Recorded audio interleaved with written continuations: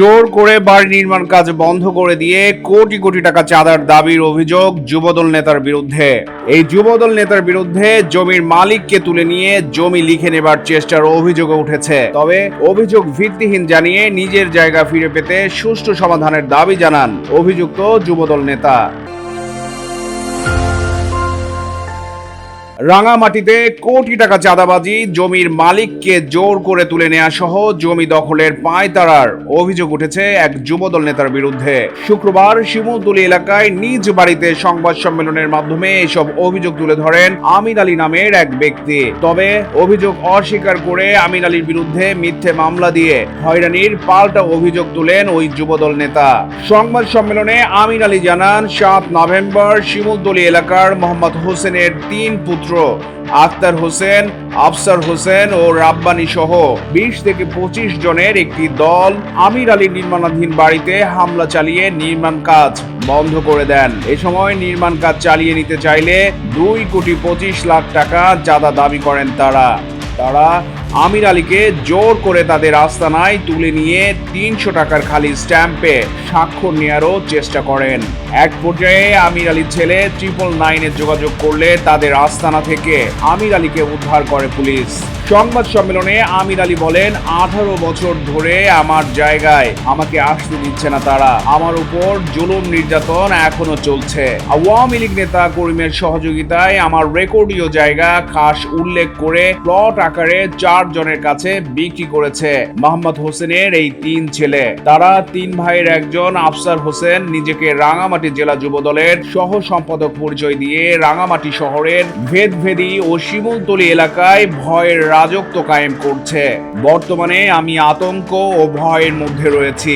আমিন আলী জানান, তিনি 2006 সালে 1 একর 25 শতক জমি কেনেন। তিনি মোহাম্মদ হোসেনের পরিবারকে মাসিক 600 টাকা ভাড়ার চুক্তিতে তার বসত বাড়িতে থাকতে দেন, কিন্তু তারা বাড়িটি জবরদখল করে রাখেন। ফলে 2008 সালে তাদের বিরুদ্ধে উচ্ছেদ মামলা দায়ের করেন আমির আলী। 14 বছর মামলা চালানোর পর আদালত মোহাম্মদ হোসেনের পরিবারকে আমির আলীর জায়গা ছেড়ে দেবার নির্দেশ দেন। আদালতের নির্দেশনার পর ম্যাজিস্ট্রেট, সার্ভেয়ার, কানুনগো, পুলিশ প্রশাসন, জেলা জজ আদালতের নাজির সহ সংশ্লিষ্ট কর্মকর্তারা সরেজমিনে এসে জমি পরিমাপ করে আমির আলীকে বুঝিয়ে দেন।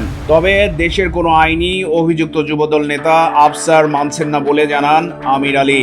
বিভিন্ন ক্ষেত্রে অনেকটা কি পদ্ধতি আছে, আফসার আর কি হ্যাঁ সহসম্পাদক বলে কি এক কথা বলে, সরকারি কোনো আইন তারা মানে না। তারা নিজস্ব নাকি একটা আইন আছে, এই আইন লইলে নাকি গোড়া বেড এলাকা শিমুলতলী এলাকা চলে। তবে এইসব অভিযোগ ভিত্তিহীন বলে দাবি করেন অভিযুক্ত যুবদল নেতা আফসার হোসেন। তিনি বলেন, বিগত স্বৈরাচারী সরকারের সময় এই লোক আমার বিরুদ্ধে 28টি মিথ্যে মামলা দিয়েছিলেন। তখনের ফরমায়েশি আদালতকে ব্যবহার করেন।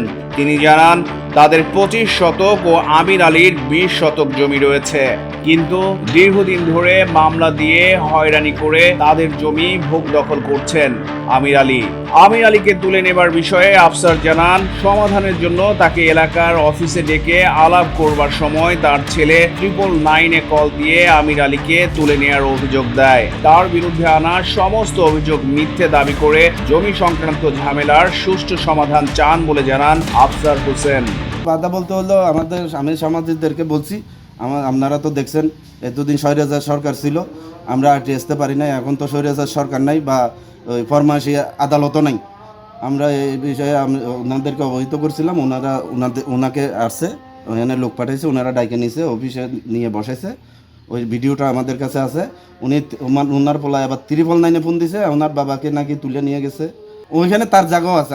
আমাদের বলতেছি না, আমাদেরকে ওনাকে বলতেছি না, আপনার জোর করে বলতেছি না যে রেকর্ড আপনি আমাদের নামে রেকর্ড করে দেন, ওইটা বলতেছি না। ওনার বাস হলো উনি আমাদেরকে রেকর্ড দিয়ে দেন, যেটা আপনাদেরকে বলছি। আমরা চাই একটা সুস্থ সমাধান। চট্টগ্রাম প্রতিদিন নিউজ ডেস্ক।